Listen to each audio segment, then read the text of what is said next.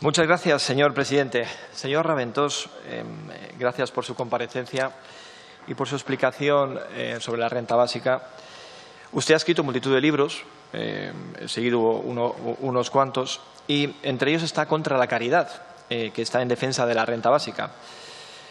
Usted dice que la caridad es una forma de expresar la desigualdad. Dice que el sistema fabrica la necesidad de la caridad. Usted, de hecho, está en contra de las donaciones. De hecho, ha manifestado su desaprobación a determinadas donaciones, como, por ejemplo, el señor Amancio Ortega. Por tanto, entiendo que también estará en contra de las subvenciones.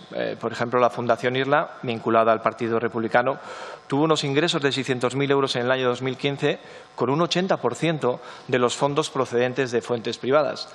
Usted, en su exposición, ha manifestado, y en sus artículos y en sus libros, ha manifestado que para poder ofrecer esa renta básica universal sería necesario hacer una reforma fiscal. Pues bueno, no sé si sabe que la IREF ha realizado recientemente un estudio en el que determina en el que determina que se han gastado entre 14.000 y 15.000 millones de euros en subvenciones a cargo del erario público y ni siquiera se reclaman las devoluciones cuando los beneficiarios incumplen las condiciones.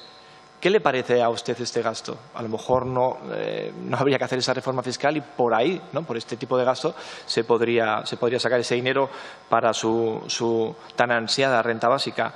¿No encierra de alguna manera este tipo de subvenciones una forma de caridad? Luego, usted dice de la renta básica que es una asignación pública, lo ha comentado aquí, monetaria incondicionalmente a toda la población. Además, afirma que las izquierdas y las derechas se diferencian, o deberían hacerlo en su defecto, por la forma de abordar grandes cuestiones de la política cotidiana, como por ejemplo la ciudadanía, la distribución de la riqueza, la inmigración pobre de los países pobres, las relaciones laborales, el poder arbitrario de las grandes multinacionales y así un largo etcétera. En el año 2019, el Reino de España había entre 10 y 12 millones de personas en riesgo de pobreza y exclusión social.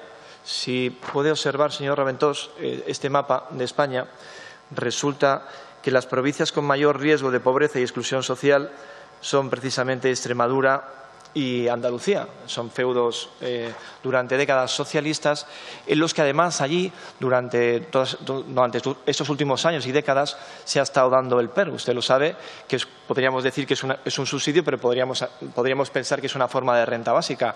Y lo único que ha generado con esas políticas de izquierdas, permítame, es más miseria.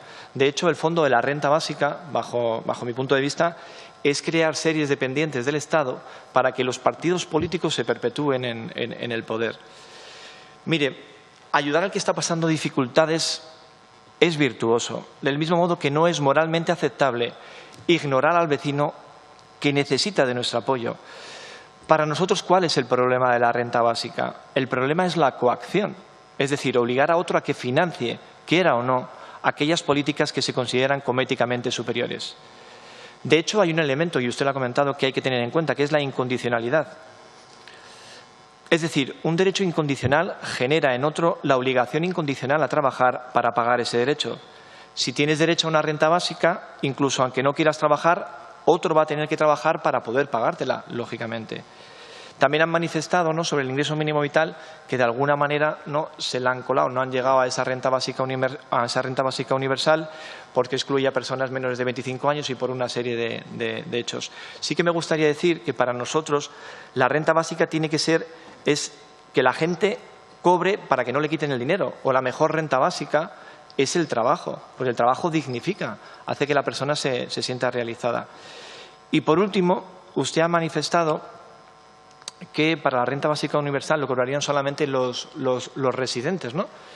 Pues bien, yo en estos días he hecho un ejercicio he investigado y resulta que en el simulador del ingreso mínimo vital, luego nos llaman a nosotros que efectivamente con este ingreso no hay un efecto llamada, y resulta que según vas haciendo el simulador, dice que si resides de forma legal e ininterrumpida en España desde hace más de un año, dices que no, es decir, que no es residente y has sido víctima de trata de seres humanos, en este caso tendrías derecho a percibir el ingreso mínimo vital, que son 452 euros. O sea que no es verdad que...